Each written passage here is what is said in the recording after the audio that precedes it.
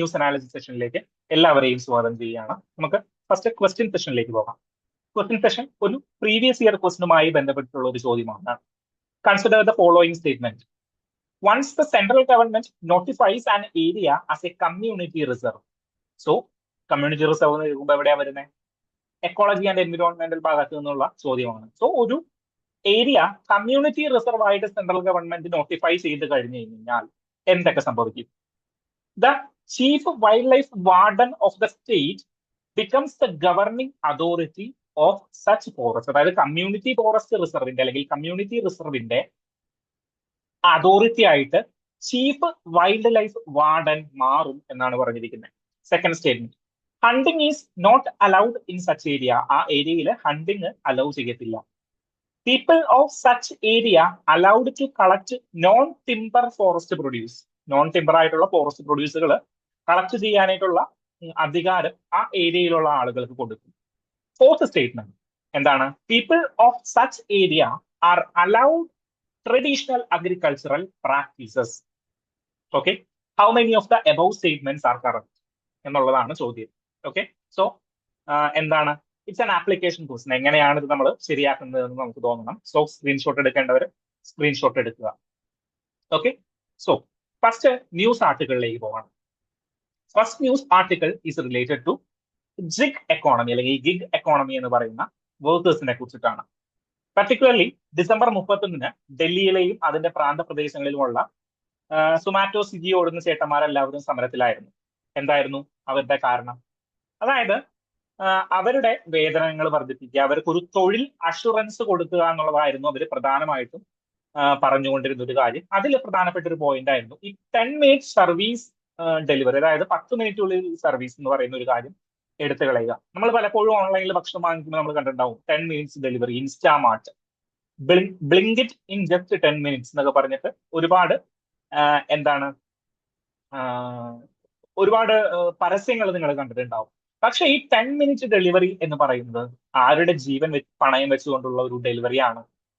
നമ്മളുടെ ഈ സ്വിഗ്ഗി ഓടുന്ന ചേട്ടന്മാരുടെയും ചേച്ചിമാരുടെയും എല്ലാം ജീവൻ വെച്ചുകൊണ്ടുള്ള ഒരു പരിപാടിയാണ്. കാരണം ഈ ഹെവി ട്രാഫിക്കിലൂടെ, ഈ ഹെവി മഴയിലൂടെ ഇവര് ഭക്ഷണം കൊണ്ടുവന്ന് എത്തിക്കുമ്പോൾ അത് 10 മിനിറ്റ് കൂടി പോയി കഴിഞ്ഞാൽ അവർക്ക് കിട്ടുന്ന പൈസയുടെ അളവ് കുറയുന്ന ഒരു രീതിയിലേക്ക് മാറുന്നുണ്ട്.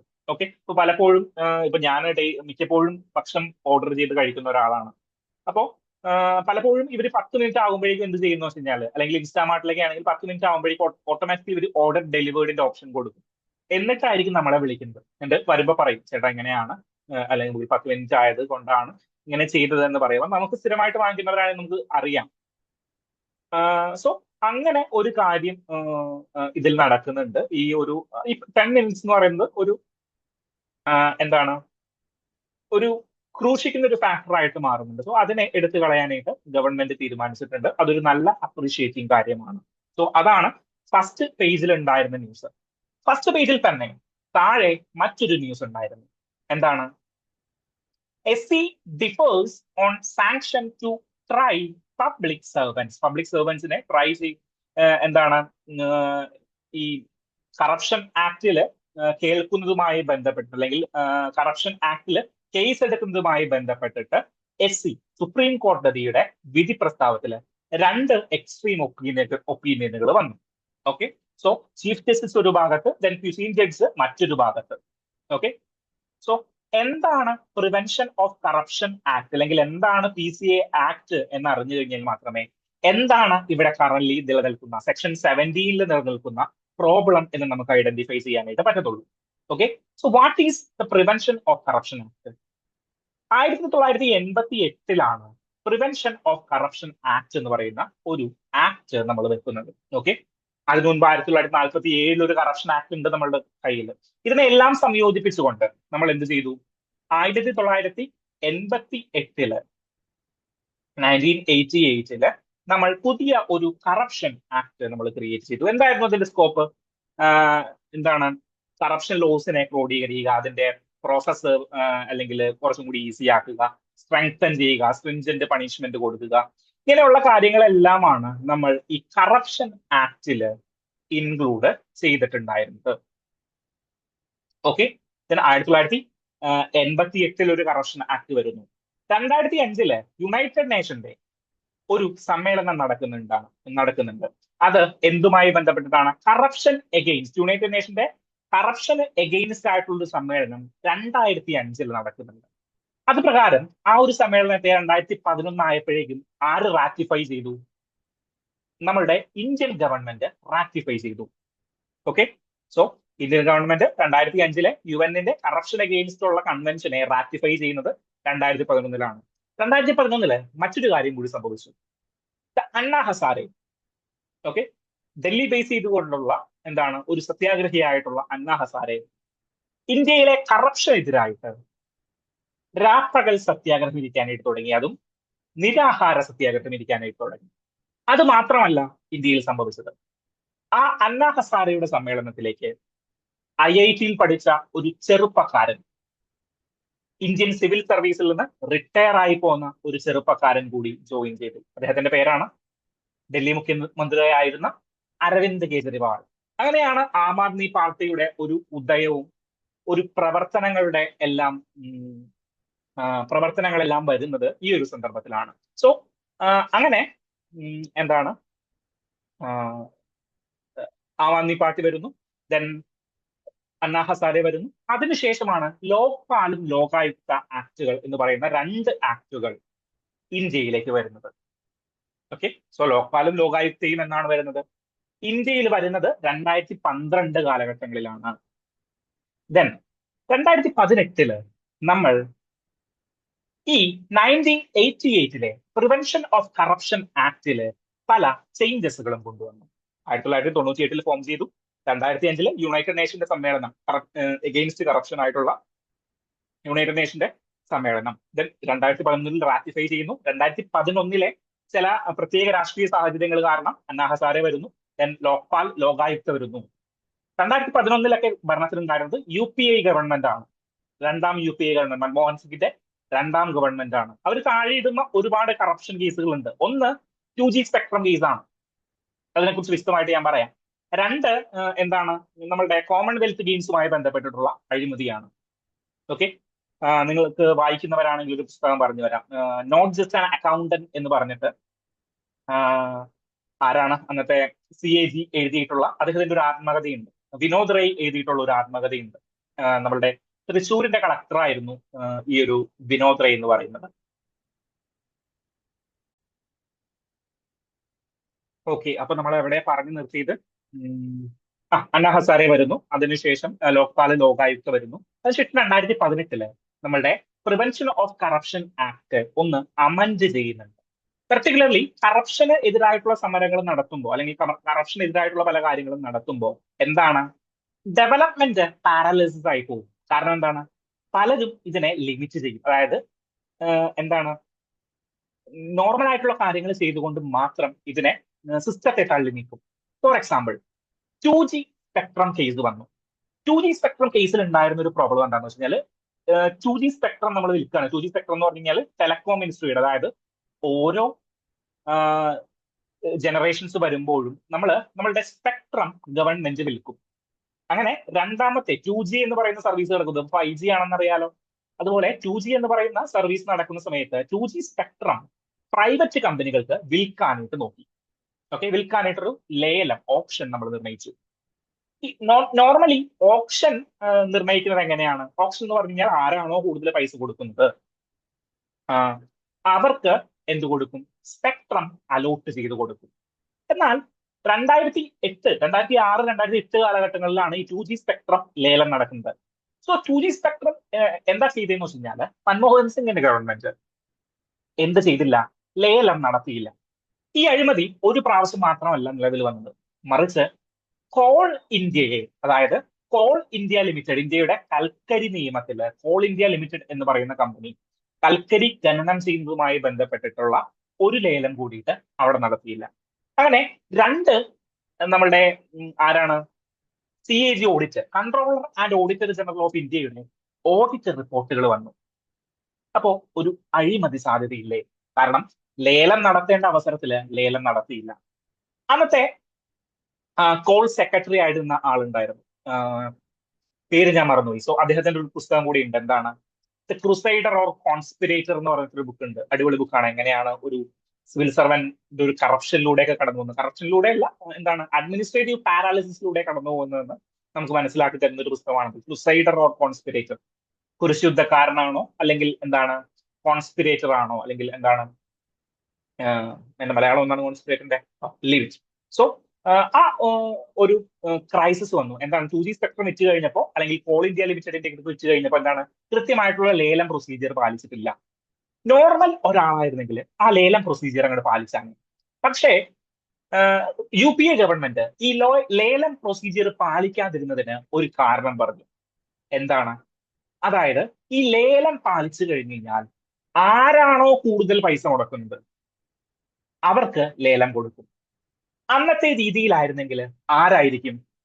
ഫോർ എക്സാമ്പിൾ അംബാനി കുടുംബമായിരിക്കും അല്ലെങ്കിൽ റിലയൻസ് ആയിരിക്കും ഏറ്റവും കൂടുതൽ ലാഭം ഉണ്ടാക്കാൻ പോകുന്നത്. അല്ലെങ്കിൽ മറ്റേതെങ്കിലും കമ്പനി, അന്ന് ഡോകോമോ എന്നൊക്കെ പറയുന്ന കമ്പനിയുണ്ട്, വോഡാഫോൺ എന്ന് പറയുന്ന കമ്പനിയുണ്ട്, ഐഡിയ എന്ന് പറയുന്ന സെപ്പറേറ്റ് കമ്പനിയുണ്ട്. അങ്ങനെ ആരുടെ കയ്യിലാണോ പൈസ കൂടുതലുള്ളത് അവര് ഏറ്റവും കൂടുതൽ സ്പെക്ട്രം കൈയേറുകയും ബാക്കിയുള്ളവർക്ക് ഒരു കോമ്പറ്റീറ്റീവ് അഡ്വാൻറ്റേജ് കിട്ടില്ല. So they become the monopoly. അപ്പോ ഗവൺമെന്റ് എന്ത് ചെയ്തു? ഗവൺമെന്റ് ലേലം വിളിക്കുന്നതിന് പകരം എന്ത് ചെയ്തു? സ്പെക്ട്രം അലോക്കേറ്റ് ചെയ്യാനായിട്ട് തുടങ്ങി. ആരാണോ അപ്ലൈ ചെയ്യുന്നത് അവർക്ക് അതിന്റെ ബേസിസിൽ, റാഷണൽ ബേസിസിൽ അലോട്ട് ചെയ്യാനായിട്ട് തുടങ്ങി. സോ ഈ അലോട്ട് ചെയ്തത് പ്രകാരം CAG എങ്ങനെയാ റിപ്പോർട്ട് ഓഡിറ്റ് ചെയ്യുന്നത്? അതായത് 2G സ്പെക്ട്രം ലേലത്തിൽ കൂടി കൊടുത്തിരുന്നെങ്കിൽ ഇത്ര കോടി രൂപ ഇന്ത്യക്ക് വരുമാനം കിട്ടുമായിരുന്നു. ദെൻ അങ്ങനെ കൊടുക്കാത്തത് കൊണ്ട് ഇത്ര കോടി രൂപ നമുക്ക് നഷ്ടമായി എന്ന് പറഞ്ഞിട്ടാണ് CAG ഓഡിറ്റ് അനലൈസ് ചെയ്യുന്നത്. ഓക്കെ. പക്ഷേ ഇങ്ങനെ ചെയ്യാതിരുന്നതിന് കാരണം, ലേലത്തിൽ ചെയ്യാതിരുന്നതിന് കാരണം എന്തായിരുന്നു? കാരണം നമ്മളുടെ മോണോപ്പൊളൈസ് ചെയ്യരുത് എന്നുള്ളൊരു ഉദ്ദേശം കൊണ്ടായിരുന്നു. സോ ഇറ്റ് ഈസ് എ നല്ല ഉദ്ദേശം, ഇറ്റ്സ് എ ഗുഡ് ഇന്റൻഷൻ ആണ്.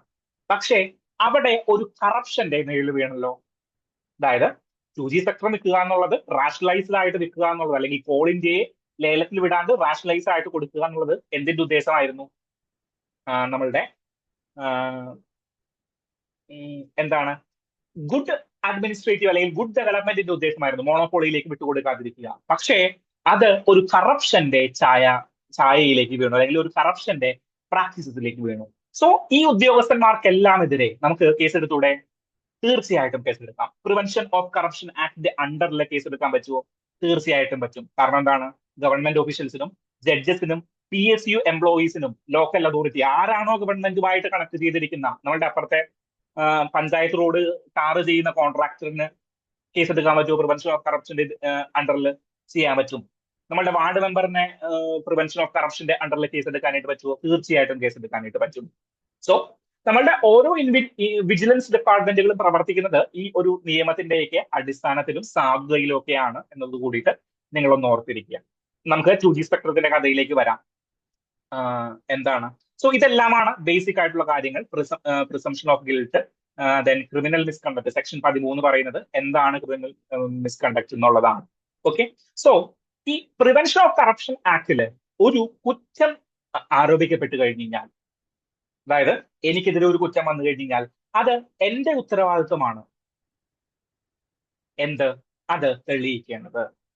ദെൻ അങ്ങനെ ഒരു കേസ് വന്നു കഴിഞ്ഞു കഴിഞ്ഞാൽ ഒരു DSP റാങ്കിലുള്ള ഉദ്യോഗസ്ഥന് മേലെയുള്ള ഒരാളായിരിക്കണം. ഒന്നില്ലെങ്കിൽ DSP, അതിന് മുകളിലുള്ള ഒരാളായിരിക്കണം ആ കേസ് അന്വേഷിക്കേണ്ടത് എന്ന് കൂടിയാണ് മറ്റ് അമെന്റ്മെന്റുകൾ വരുന്നത്. സോ 2018 വന്നു കഴിഞ്ഞപ്പോൾ 2018 അമെന്റ്മെന്റ് പറയാനായിട്ടാണ് ഞാൻ എന്ത് ആഡ് ചെയ്തിരിക്കുന്നത്? ഈ 2G സ്പെക്ട്രം കഥ പറഞ്ഞത്. ഓക്കെ. സോ എന്താണ് 2018 അമെന്റ്മെന്റില് എന്തായിരുന്നു? ഈസ് ഓഫ് ഡൂയിങ് ബിസിനസ്സും ബാലൻസ് ആന്റി കറപ്ഷൻ എൻഫോഴ്സ്മെന്റും രണ്ടും കൂടി കമ്പൈൻ ചെയ്തിട്ടുള്ള ഒരു കാര്യമാണ് ചെയ്തത്. ഓക്കെ. സോ നമ്മൾ 2G സ്പെക്ട്രം കേസിൽ ആർക്കെതിരെ കേസെടുക്കാമായിരുന്നു? കോൾ സെക്രട്ടറിക്കെതിരെ കേസെടുക്കാമായിരുന്നു. ദെൻ ടെലികോം സെക്രട്ടറിക്കെതിരെയും കേസെടുക്കാമായിരുന്നു. കേസെടുത്തിട്ടുണ്ടായിരുന്നു, അന്ന് പല കേസുകളും നടത്തിയിട്ടുണ്ടായിരുന്നു. സോ CAGയുടെ റിപ്പോർട്ട് കൂടിയായപ്പോൾ അതിനൊന്നുകൂടി കനം വെച്ചു, അല്ലെ? CAGയുടെ റിപ്പോർട്ട് ആയപ്പോൾ ഒന്നുകൂടി അതിനെ കനം വെച്ചു. സോ ഈ അവസരത്തില് ഈ കോൾ സെക്രട്ടറിയും ടെലികോം സെക്രട്ടറിയും ഒക്കെ നിരപരാധരാണെങ്കിൽ അവരെ സപ്പോർട്ട് ചെയ്യണ്ടേ? കാരണം അവര് ഗുഡ് ഇന്റൻഷനോടെ എടുത്തിരിക്കുന്ന ഒരു പോളിസിയെ കറപ്ഷൻ എന്ന് വെച്ചുകൊണ്ട് ഡീലിമിറ്റ് ചെയ്യാൻ പറ്റുമോ? പറ്റില്ല. സോ ആ അവസരത്തിലാണ് സെക്ഷൻ 17A ഒരു ഇമ്പോർട്ടൻസ്. സോ സെക്ഷൻ 17A എന്തിനാണ് ഇൻസേർട്ട് ചെയ്തിരിക്കുന്നത്?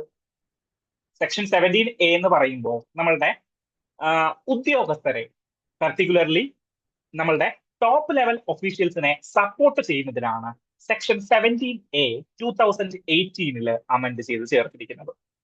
ഓക്കെ, സെക്ഷൻ 17A പറയുന്നത് എന്താണ്? No police officer shall conduct any enquiry or investigation. So enquiry conduct ചെയ്യുന്നത് ആരാണ്?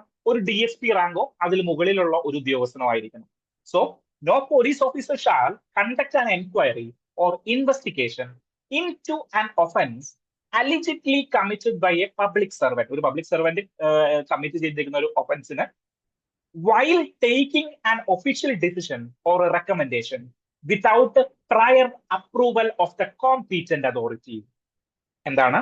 അതായത് ഒരു ഉദ്യോഗസ്ഥനെതിരെ കേസ് എടുക്കണമെങ്കിൽ ആ ഉദ്യോഗസ്ഥന്റെ കോമ്പീറ്റന്റ് അതോറിറ്റിയുടെ പ്രയർ അപ്രൂവൽ വേണം. ഫോർ എക്സാമ്പിൾ, ചീഫ് സെക്രട്ടറിക്കെതിരെ ഒരു കേസ് എടുക്കണമെങ്കിൽ മുഖ്യമന്ത്രി ആ കേസ് അറിഞ്ഞിരിക്കണം, ഇങ്ങനെ ഒരു കേസ് നടക്കുന്നുണ്ട് എന്നറിഞ്ഞിരിക്കണം. Whether it is a positive or a negative statement അല്ലെങ്കിൽ നെഗറ്റീവ് സെക്ഷൻ. അതായത് for example, ADGP MR Ajith Kumar കഴിഞ്ഞ കുറച്ച് നാളുകളായിട്ട് വാർത്തയിൽ ഉണ്ടായിരുന്ന ഒരാളാണ്. ഇദ്ദേഹത്തിനെതിരെ ഒരു കറപ്ഷൻ ആക്ടിന് അണ്ടറിൽ കേസ് എടുക്കണമെങ്കിൽ മുഖ്യമന്ത്രിയുടെ നിർദ്ദേശം ലഭിച്ചിരിക്കണം, അല്ലെങ്കിൽ മുഖ്യമന്ത്രി പ്രയർ അറിഞ്ഞിരിക്കണം എന്നാണ് പറഞ്ഞിരിക്കുന്നത്. Whether it is A good thing. അപ്പോ 2G സ്പെക്ട്രം കേസും നിങ്ങളൊന്ന് അനലൈസ് ചെയ്യാം. അതായത് അല്ലെങ്കിൽ കോൾ ഇന്ത്യയുടെ കേസ് നിങ്ങളൊന്ന് അനലൈസ് ചെയ്യാം. കോൾ ഇന്ത്യയുടെ കേസിൽ എന്താണ് നമ്മളുടെ ഈ ഓപ്ഷനുമായി ബന്ധപ്പെട്ടിട്ട്, ഇലക്ട്രോണിക് ഓപ്ഷനുമായി ബന്ധപ്പെട്ടിട്ട് ഉള്ള കാര്യങ്ങളാണ് ചെയ്തിട്ടുണ്ടായിരുന്നത്. ഇലക്ട്രോണിക് ഓപ്ഷൻ നടപ്പാക്കണം എന്നുള്ള ഒരാളായിരുന്നു നമ്മളുടെ സെക്രട്ടറി. 2G സ്പെക്ട്രത്തിന്റെ കേസിലാണെങ്കിൽ അത് നടക്കരുത് എന്നുള്ള സ്കീം കൂടിയിട്ടുണ്ടായിരുന്നു. ഓക്കെ, സോ ഈ അവസരത്തിൽ അവർ ക്രിയേറ്റ് ചെയ്ത ഒരു പോളിസി എന്താണ്? ഗുഡ് ഇന്റൻഷനോടെ ക്രിയേറ്റ് ചെയ്ത ഒരു പോളിസിയെ പ്രൊട്ടക്ട് ചെയ്യാനായിട്ട് ഈ ഒരു സെക്ഷൻ 17A കൊണ്ട് പ്രാപ്തമാകുമായിരുന്നില്ലേ? പ്രാപ്തമാകുമായിരുന്നു. സോ അന്ന് അവര് എന്താണ് കറപ്ഷനെതിരെയുള്ള കേസുകൾ നേരിട്ടെങ്കിൽ ഈ സെക്ഷൻ 17A എന്ന് പറയുന്ന ഒരു കേസ്, ഒരു സെക്ഷൻ അല്ലെങ്കിൽ ഒരു ആർട്ടിക്കിൾ അവിടെ ഉണ്ടായിരുന്നില്ല. ഓക്കെ, എന്നാൽ ഇത് കറപ്ഷൻ ചെയ്തുകൊണ്ടിരിക്കുന്നവർക്ക് ഒരു പ്രൊട്ടക്ഷൻ ആകില്ലേ? ഒരു പൊളിറ്റിക്സ് ബ്യൂറോക്രാറ്റിക് നെക്സസ് ഉള്ള സന്ദർഭങ്ങളിൽ എന്താണ് MR അജിത് കുമാറിനെ കുറിച്ചുള്ള ഒരു വിമർശനം നമുക്കറിയാം. സോ അങ്ങനെ ഒരു വിമർശനം ഉണ്ടായിരുന്ന ഒരു കാലത്ത് ഈ സെക്ഷൻ 17A എന്ന് പറയുന്നത് ഒരു പ്രൊട്ടക്ഷൻ ഇങ്ങനെയുള്ള ഉദ്യോഗസ്ഥർക്ക് നൽകില്ലേ? നൽകാനായിട്ട് സാധ്യതയുണ്ട്. സോ ഈ കേസിലാണ് ആരൊക്കെ നമ്മളുടെ ജഡ്ജസുകൾ തമ്മിൽ എക്സ്ട്രീം സ്റ്റേറ്റ്മെന്റുകളിലേക്ക് വന്നത്. സോ എന്താണ് ഇതിന് നമുക്ക് ചെയ്യാൻ പറ്റുന്ന ഒരു കാര്യം? For example, you become A എന്താണ് ഒരു പബ്ലിക് പേഴ്സൺ, സിവിൽ സർവന്റ് ആയി. നിങ്ങൾ ഈ നിയമത്തിൽ എന്ത് ചേഞ്ച് കൊണ്ടുവരും? സെക്ഷൻ 17A അവിടെ നിർത്തുമോ, അല്ലെങ്കിൽ അതിനെ എങ്ങനെ ചേഞ്ച് ചെയ്യും? സോ ഒരു ഒപ്പീനിയൻ അല്ലെങ്കിൽ ഒരു പോയിന്റ് ഓഫ് വ്യൂ അല്ലെങ്കിൽ ഒരു സ്കൂൾ ഓഫ് തോട്ട് എന്ന് പറയുന്നത് ഒരു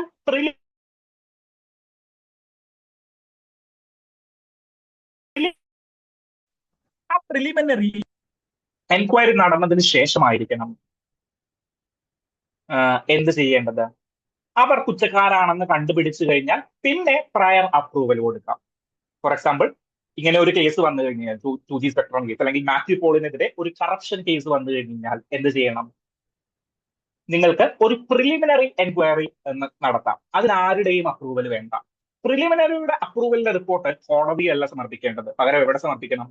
നമ്മളുടെ ഗവൺമെന്റിന് അല്ലെങ്കിൽ കോമ്പീറ്റന്റ് അതോറിറ്റിക്ക്, നമ്മുടെ സെക്ഷൻ 17A പറയുന്ന കോമ്പീറ്റന്റ് അതോറിറ്റിക്ക് സമർപ്പിക്കണം. ഈ കോമ്പീറ്റന്റ് അതോറിറ്റിക്ക് സമർപ്പിച്ച റിപ്പോർട്ട് എന്താണ്? റിപ്പോർട്ടിന്മേലെ കോമ്പീറ്റന്റ് അതോറിറ്റി ഇത്ര ദിവസത്തിനുള്ളിൽ നടപടി എടുക്കണം എന്ന് കൂടിയിട്ട് ആഡ് ചെയ്യണം. അപ്പൊ എന്ത് സംഭവിക്കും? അതിന് അവർക്ക് വേണമെങ്കിൽ നെക്സ്റ്റ് ലെവൽ എൻക്വയറിക്ക് ഓർഡർ ഇടാം, അല്ലെങ്കിൽ കൃത്യമായിട്ടുള്ള നടപടി സ്വീകരിക്കാനായിട്ട് പറ്റും. ഓക്കെ, സോ അങ്ങനെ ഒന്നും കൂടി 17A നമ്മൾ ബലപ്പെടുത്തിയെടുക്കേണ്ടതിന്റെ ആവശ്യകതയുണ്ട്. സോ ഈ 17A ബന്ധപ്പെട്ടിട്ടാണ് ഇന്ന് ആർട്ടിക്കിളിൽ ന്യൂസ് വന്നിരിക്കുന്നത്. ഓക്കെ, സോ സെക്ഷൻ 17A എന്താണെന്ന് മനസ്സിലായല്ലോ. അത് എന്നാണ് ആഡ് ചെയ്തത്? 2018 ആഡ് ചെയ്തത്. എന്താണ് കാരണം? Is of doing business increase ചെയ്യുക, ഡെവലപ്മെന്റ് പാരാലിസിസ് ഉണ്ടാകാതിരിക്കുക എന്നുള്ളതാണ് പ്രധാനമായിട്ടും 2018 അമെന്റ്മെന്റുകൾ. 17A മാത്രമല്ല, ഡിഫറെന്റ് അമെന്റ്മെന്റുകൾ അതുവഴി നടത്തിയിട്ടുണ്ടായിരുന്നു. സോ അതിന്റെയൊക്കെ ലക്ഷ്യമായിട്ട് വന്നത് എന്ന് കൂടിയിട്ട് നിങ്ങളൊന്ന് ഓർക്കുക. Okay, so section 17A prevention of corruption ആക്ടും മനസ്സിലായല്ലോ. അങ്ങനെയാണെങ്കിൽ നമുക്ക് നെക്സ്റ്റ് ഡിസ്കഷനിലേക്ക് പോകാം. Next discussion is related to Valley of Flowers. Okay, ഉത്തരാഖണ്ഡില് വാലി ഓഫ് ഫ്ലവേഴ്സ് എന്ന് പറയുന്ന താഴ്വരയിൽ, ഉത്തരാഖണ്ഡിന്റെ ഏറ്റവും പ്രധാനപ്പെട്ട താഴ്വരകളിൽ ഒന്നാണ് വാലി ഓഫ് ഫ്ലവേഴ്സ്. അവിടെ ഒരു കാട്ടുതീ പൊട്ടി പുറപ്പെടുന്നുണ്ടായിരുന്നു. അതിന് നേവിയുടെ അല്ല, എയർഫോഴ്സിന്റെ സഹായം ആര് തേടി? നമ്മളുടെ ഉത്തരാഖണ്ഡ് ഫോറസ്റ്റ് ഡിപ്പാർട്ട്മെന്റുകളും ഫയർഫോഴ്സും റാപ്പിഡ് റെസ്പോൺസ് ടീമുകളെല്ലാം സംഘടിപ്പിച്ച് നടന്നിട്ടും തീ അണയ്ക്കാൻ ശ്രമിച്ചിട്ടും നടന്നില്ല. അതിന് എയർഫോഴ്സിന്റെ സഹായം അവര് കറന്റ് തേടിയിരിക്കുകയാണ്. സോ ഉത്തരാഖണ്ഡിലെ വാലി ഓഫ് ഫ്ലവേഴ്സ് എന്ന് പറഞ്ഞു കഴിഞ്ഞാൽ itself is a national park. Okay, so ഉത്തരാഖണ്ഡിന്റെ മാപ്പില് നോർത്തേൺ പാർട്ടിൽ കിടക്കുന്ന 2 ഇമ്പോർട്ടന്റ് നാഷണൽ പാർക്കുകളാണ് Valley of Flowers and Nanda Devi national park. Okay, so 2 പ്രധാനപ്പെട്ട നാഷണൽ പാർക്കുകൾ ഏതാണ്? Valley of Flowers and Nanda Devi national park. ഈ 2 നാഷണൽ പാർക്കുകളും ഒരു ബയോസ്ഫിയർ റിസർവിന്റെ അണ്ടറിലാണ്. ഏതാണത്? Nanda Devi biosphere reserve. Okay, so Valley of flower national പാർക്കും നന്ദാദേവി നാഷണൽ പാർക്കും നന്ദാദേവി ബയോസ്ഫിയർ റിസർവിന്റെ അണ്ടറിലാണ്. പല കുട്ടികൾക്കും സംശയമുള്ള ഒരു പാട്ടാണ്, വാലി ഓഫ് ഫ്ലവർ എന്ന് പറഞ്ഞ ഒരു നാഷണൽ പാർക്ക് സെപ്പറേറ്റ്ലി ഉണ്ടോ ഇല്ലയോ? തീർച്ചയായിട്ടും ഉറപ്പിച്ചു പഠിച്ചോളൂ, അങ്ങനെ ഒരു നാഷണൽ പാർക്ക് ഇന്ത്യയിലുണ്ട്. പലപ്പോഴും ഈ നന്ദാദേവി എന്ന് കേൾക്കുമ്പോൾ ഈ നന്ദാദേവി നാഷണൽ പാർക്കിന്റെ അണ്ടറിലാണ് വാലി ഓഫ് ഫ്ലവർ എന്ന് പറയുന്ന ഏരിയ എന്ന് വിചാരിക്കും. അങ്ങനെയല്ല, നന്ദാദേവി ബയോസ്ഫിയർ റിസർവ് എന്ന് പറയുന്ന ലാർജ് ഏരിയയുടെ അണ്ടറിൽ എന്ത് വരുന്നുണ്ട്? നന്ദാദേവി നാഷണൽ പാർക്ക് എന്ന് പറയുന്ന ഒരു സെപ്പറേറ്റ് നാഷണൽ പാർക്ക് വരുന്നുണ്ട്. വാലി ഓഫ് ഫ്ലവേഴ്സ് എന്ന് പറയുന്ന ഒരു സെപ്പറേറ്റ് നാഷണൽ പാർക്ക് വരുന്നുണ്ട്. സോ വാലി ഓഫ് ഫ്ലവേഴ്സ് എന്ന് പറയുന്ന നാഷണൽ പാർക്ക് അല്ലെങ്കിൽ ഈ നന്ദാദേവി ബയോസ്ഫിയർ റിസർവ് അടങ്ങിയിട്ടുള്ള ഏരിയ നമ്മളുടെ യുനെസ്കോയുടെ വേൾഡ് ഹെറിറ്റേജ് സൈറ്റിൽ 2005 മുതൽ നിലവിൽ വന്നിട്ടുള്ള ഒരു എൻവിറോൺമെന്റൽ ഹെറിറ്റേജ് സൈറ്റ് ആണ്. സോ യുനെസ്കോയുടെ വേൾഡ് ഹെറിറ്റേജ് സൈറ്റിൽ ഉൾപ്പെട്ടിരിക്കുന്ന സ്ഥലമാണ് നമ്മളുടെ നന്ദാദേവി ബയോസ്ഫിയർ റിസർവ് എന്നറിയപ്പെടുന്നത്. ഓക്കെ, സോ ഈ ഏരിയ മൊത്തം അതിലുള്ള 2 നാഷണൽ പാർക്കും എന്താണ്? നമ്മളുടെ നന്ദാദേവി ബയോസ്ഫിയർ റിസർവിന്റെ ഭാഗമാണ്. അത് യുനെസ്കോയുടെ ഹെറിറ്റേജ് സൈറ്റിന്റെയും കൂടിയിട്ട് ഭാഗമാണ്. അത് മാത്രമല്ല, ജിം കൊബാട്ട് നാഷണൽ പാർക്ക് ഉണ്ട്, രാജാജി നാഷണൽ പാർക്ക് ഉണ്ട്, ഗോവിന്ദ് നാഷണൽ പാർക്ക് ഉണ്ട്, ഗംഗോത്രി നാഷണൽ പാർക്ക് ഉണ്ട്. ദെൻ അസ്കോട്ട് സാഞ്ചുറി എന്ന് പറയുന്ന ഒരു സാഞ്ചുറി കൂടിയിട്ട് പ്രധാനമായിട്ടും ഈ ഏരിയയിലുണ്ട്. Okay, so Jim Corbett national park നിങ്ങൾ പലപ്പോഴും കേട്ടിട്ടുണ്ടാകും. രാജാജി നാഷണൽ പാർക്ക് ചിലരെങ്കിലും കേട്ടിട്ടുണ്ടാകും. ഗോവിന്ദ് നാഷണൽ പാർക്കും ഗംഗോത്രി നാഷണൽ പാർക്കും പലതും അങ്ങനെ കേട്ട് പരിചയമില്ല. എന്നാലും എന്താണ്, നമുക്കിത് കണക്ട് ചെയ്യാനായിട്ട് പറ്റും. എന്താണ്? ഗംഗോത്രി ഗ്ലേഷ്യറും ഒക്കെ ആയിട്ട് ബന്ധപ്പെട്ടിട്ട് ഗംഗോത്രി നാഷണൽ പാർക്കിന്റെ ഒരു ഏരിയ നിങ്ങൾക്ക് കണക്ട് ചെയ്യാനായിട്ട് പറ്റും. ഓക്കെ, സോ അവിടെയുള്ള പ്രധാനപ്പെട്ട എന്ന് പറഞ്ഞു കഴിഞ്ഞാൽ എന്താണ്, ഹിമാലയൻ ഏരിയ എന്ന് പറയുമ്പോൾ കുറച്ചും കൂടി എന്താണ്, ക്ലൈമറ്റ് വൈസ് കുറച്ചും കൂടി എന്താണ് തണുപ്പുള്ള ഒരു മേഖലയാണ്. ദെൻ വാലി ഓഫ് ഫ്ലവേഴ്സ് എന്ന് പറഞ്ഞാൽ പൂത്തുലഞ്ഞു നിൽക്കുന്ന ഒരുപാട് സ്പീഷീസുകൾ, ഫ്ലോറ ആൻഡ് ഫ്യൂണയുടെ ഒരുപാട് സ്പീഷീസുകൾ നിങ്ങൾക്ക് ഇവിടെ കാണാനായിട്ട് സാധിക്കും. സോ ഇത് വളരെ ഇമ്പോർട്ടന്റ് ആണ്. ഓക്കെ, സോ ഈ നന്ദാദേവി നാഷണൽ പാർക്സിനെ കുറിച്ചും നന്ദാദേവി ബയോസ്ഫിയർ റിസർവിനെ കുറിച്ചിട്ടും മറന്നു പോകരുത്. താഴെ ഒരു നാഷണൽ പാർക്ക് ഉണ്ട്, അതാണ് ജിം കൊബാട്ട് നാഷണൽ പാർക്ക്. അതിന് മുകളിലായിട്ട് എന്താണ്, രാജാജി നാഷണൽ പാർക്ക് കൂടിയിട്ട് അവിടെ ഉണ്ട് എന്ന് മനസ്സിലാക്കുക. ഓക്കെ, സോ നമുക്ക് നെക്സ്റ്റ് ആർട്ടിക്കിളിലേക്ക് പോകാം. നെക്സ്റ്റ് എഡിറ്റോറിയൽ സെഷനിലുള്ള ഒരു ന്യൂസ് ആർട്ടിക്കിളാണ്. എന്താണ്? ഇറാന്റെ കറന്റ്ലി ഉള്ള പ്രോബ്ലത്തെ കുറിച്ചിട്ടാണ് ഇവിടെ ഡിസ്കസ് ചെയ്യുന്നത്. സോ ഇറാനിൽ കറന്റ്ലി എന്താ നടന്നുകൊണ്ടിരിക്കുന്നത്? ഇറാനിൽ കറന്റ്ലി എന്നല്ല, പലപ്പോഴായിട്ട് ഒരു 2-3 വർഷങ്ങളുടെ ഗ്യാപ്പുകളിൽ ഇടവിട്ടുകൊണ്ട് പല പ്രൊട്ടസ്റ്റുകളും നടക്കും. ഓക്കെ, കുറച്ച് നാളുകൾ മുമ്പ് നിങ്ങളൊരു വാർത്ത കേട്ടിട്ടുണ്ടാവും. എന്താണ്? ഹിജാബ് ധരിക്കാത്ത ഒരു സ്ത്രീയെ പിടിച്ചുകൊണ്ടുപോയിട്ട് തൂക്കിക്കൊന്നതുമായി ബന്ധപ്പെട്ട്, അല്ലെങ്കിൽ എന്താണ് നമ്മളുടെ ഡെത്ത് സെന്റൻസ് നടപ്പാക്കിയതുമായി ബന്ധപ്പെട്ട് ഇറാനിൽ സ്ത്രീകളുടെ വളരെ വലിയൊരു പ്രക്ഷോഭം നടക്കുകയുണ്ടായി. ഓക്കെ, സോ നിലവില് ഇറാന്റെ സ്ഥിതി എന്താണെന്ന് വെച്ച് കഴിഞ്ഞാല് ഇറാനിൽ ഒരു എക്കോണമിക് ക്രൈസിസ് നടന്നുകൊണ്ടിരിക്കുകയാണ്. എന്താ നടക്കുന്നത്? ഇറാനില് ഒരു എക്കോണമിക് ക്രൈസിസ് നടന്നുകൊണ്ടിരിക്കുകയാണ്.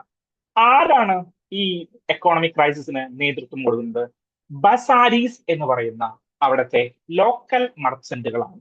സോ അവിടുത്തെ ലോക്കൽ മർച്ചുകളെ നമ്മളിവിടെ പലചരക്കടക്കാരൻ എന്ന് പറയുന്ന അല്ലെങ്കിൽ വ്യാപാര വ്യവസായി എന്ന് പറയുന്ന ആളുകളെ പോലെ അവിടുത്തെ മെർച്ചന്റ്സിനെ വിളിക്കുന്നത് ബസാരീസ് എന്നാണ്. ബസാർ എന്ന് പറയുന്ന, ബസാർ ഹിന്ദി വാക്കാണോ? ആണെന്ന് തോന്നുന്നു. സോ ബസാരീസ് എന്ന് പറയുന്ന ആളുകളാണ്, തെഹ്റാൻ ബസാരീസ് എന്ന് പറയുന്ന ആളുകളാണ് എവിടെ നമ്മളുടെ ഇറാനിൽ സമരം ചെയ്യുന്നത്. എന്തിനു വേണ്ടിയിട്ടാണ് ഇവർ സമരം ചെയ്യുന്നത്? കൂലി കൂടുതൽ വേണം എന്നുള്ളതാണോ അവരുടെ ആവശ്യം? അല്ല. അതായത് റിയാൽ, നമ്മളുടെ ഇറാനിയൻ കറൻസിക്ക് 42,000 ഇറാനിയൻ കറൻസിയാണ് ഒരു US$ എന്ന് പറയുന്നത്. ഓക്കെ, ഇന്ത്യൻ കറൻസി എത്രയാണ്? 90 രൂപയാണ് ഇപ്പൊ കറൻസി എന്ന് തോന്നുന്നു. 90 രൂപയാണ് ഒരു US$ വാങ്ങിക്കാൻ നമുക്ക് ആവശ്യം. പക്ഷേ ഇറാനില് 42,000 ഇറാനിയൻ കറൻസി ആയിട്ടുള്ള റിയാല് കൊടുത്താൽ മാത്രമേ നമുക്ക് ഒരു US$ കിട്ടുകയുള്ളൂ. So exchange rate, so depleting exchange rate ആണ് നമ്മളുടെ ഇറാനിൽ കാഴ്ചവെക്കുന്നത്. അത് ഒഫീഷ്യൽ റേറ്റ് 42,000 ആണ് എന്ന് പറഞ്ഞു കഴിഞ്ഞാലും 1.4 മില്യൺ റിയാൽസ് ആണ് ഒരു ഡോളറിന് വേണ്ടിയിട്ട് ആക്ച്വലി നമുക്ക് കൊടുക്കേണ്ടത്. സോ $1 കൊടുത്തിട്ട് അവിടുത്തെ മാർക്കറ്റിൽ, ഫോർ എക്സാമ്പിൾ അല്ല, ഒരു റിയാൽ കൊടുത്തിട്ടോ നമുക്ക് അവിടുത്തെ മാർക്കറ്റിൽ നിന്ന് എന്തെങ്കിലും വാങ്ങിക്കാനായിട്ട് പറ്റുമോ? ഇല്ല.